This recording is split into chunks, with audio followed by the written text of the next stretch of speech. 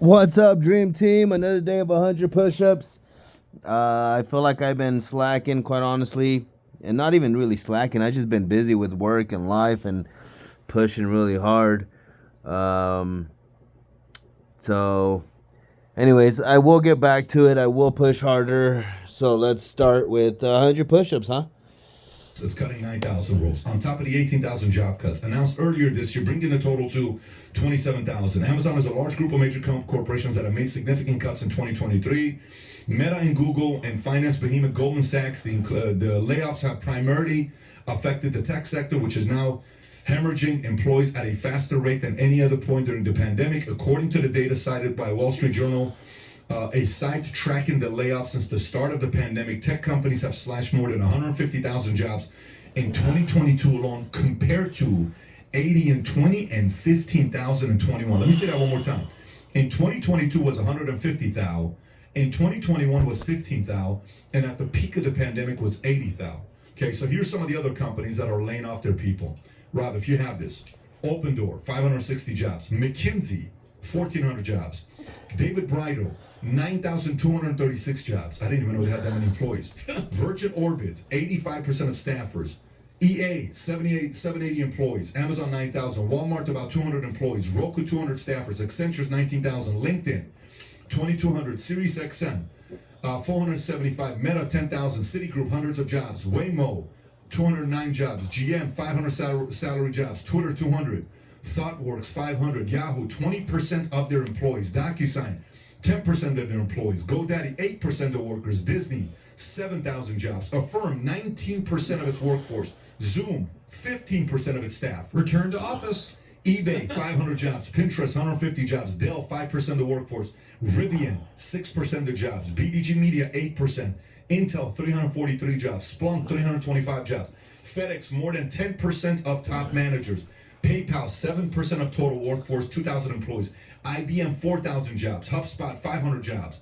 Dow, 2,000 global employees. SAP, up to 3,000 employees. 3M, 2,500. Spotify, 6% of its workforce, 600 employees. Google, 12,000 employees. Vox, 7% of their staff. WeWork, 300 employees. Capital One, 1,100 tech workers. Wayfair, 1,000 employees. Microsoft, 10,000 workers. BlackRock, 3% of their global workforce, or 500 employees. Crypto.com, 20% of their staff. Goldman Sachs, 6.5% of their global workforce, 3,200 employees. BNY Mellon, 1,500 jobs. I'm about to be done, folks. DirecTV, 10% of management staff. Verily, part of Alphabet, 15% of the workers. Coinbase, 950 workers. Amazon, 18,000. Vimeo, 11% of their workers. And last but not least, Salesforce, 10% of its staff. 7,000 jobs. These are all the companies. So Pat, quick question. What, like, Amazon's laying off all these people? I mean, people are still using Amazon like crazy. Where are these layoffs coming from? You know who's happy right now? Who? Guess who's happy right now? Who? Shareholders, because stocks went up. Oh, This is one way of making money. Tom, why don't you take the lead from here? Okay, I'm going to make this very simple. Why are layoffs good? I'll make it in one very, very simple thing. You and your wife have had a house that you had for 20 years. Your two children are now graduating college, and you're not sending checks to college, and those kids are no longer home eating. They're no longer on your car insurance. Guess what? You've got extra money each month for the first time in a long time.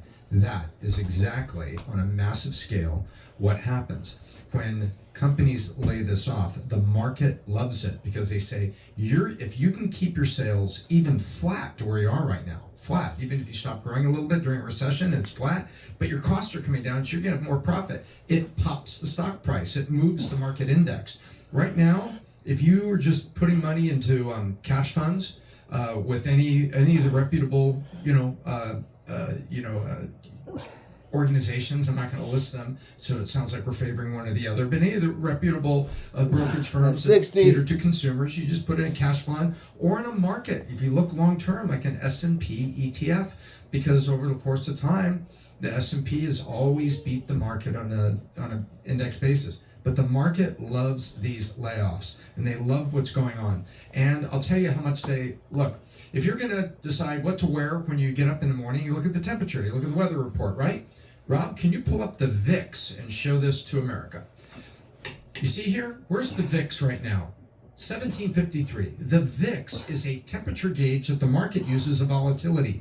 over 20 and it's stormy outside, and you will go and you could correlate the VIX being up almost at 35 to banking issues, SVB Bank and stuff. Right now, we've had a spike, and all the layoff announcements you see there in March, Pat, the VIX has dropped down to 1750, so solidly under 20. The market temperature says, hey, it's not too volatile out here. It's actually a good time to invest. That's what the market thinks. And if I could add one more thing, IPOs have been kind of quiet, but IPOs may be coming back.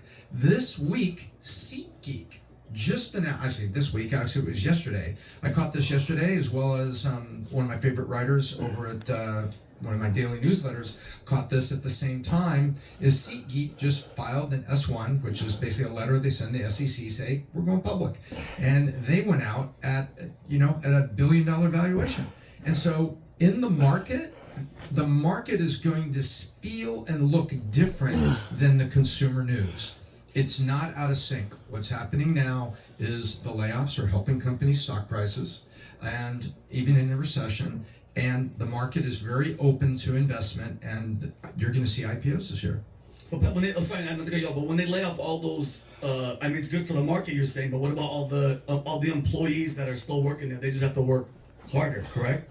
Like those people, if Amazon's laying off all these people, that means somebody has to pick up that slack, right? Same job has to be done. Well, I think we had a couple stories that were on this, like about people that were investing in themselves, 25% more training that they were availing themselves to. So why are somebody back in the office saying, I'm going to definitely spend 25% more time on training? Why? They want to be valuable, and they don't want to be the next guy on that long list that Pat just read. Gotcha. I think this classic case of supply and demand over COVID. Who had all the leverage? A lot of people would say that the employees had the leverage, right? I'm not coming into the office. I'm working via Zoom. I'm working from anywhere. Now at this point, employers have the leverage. I know you're in favor of typically cutting the bottom 10% of a workforce anyway. Things changed so dramatically during COVID. I'm so in favor of that, cutting the 10%, the bottom 10% off, because those people don't need to be there. And whoever's on the team is deserving of that position, or should be deserving of that position. Or else you got a weak workforce, weak team. Let me just give you a better metaphor. 2 years ago, we all remember that it was hot girl summer. Yeah. Hey, it's hot girl summer. All right, well, girl, do your thing. Last year, our boy Chet Hanks was on. It was white boy summer. Yeah. Okay, this summer, it is tighten the F up, don't get fired summer. Remember your because man on the layoffs are coming. Tighten up. Yeah. I'm sorry, I just interrupted you, Adam. I'm sorry about that. Remember your man on the street? That's 100. Girl that That's 100. I'm starting to see some gains, actually. Some actual gains right there.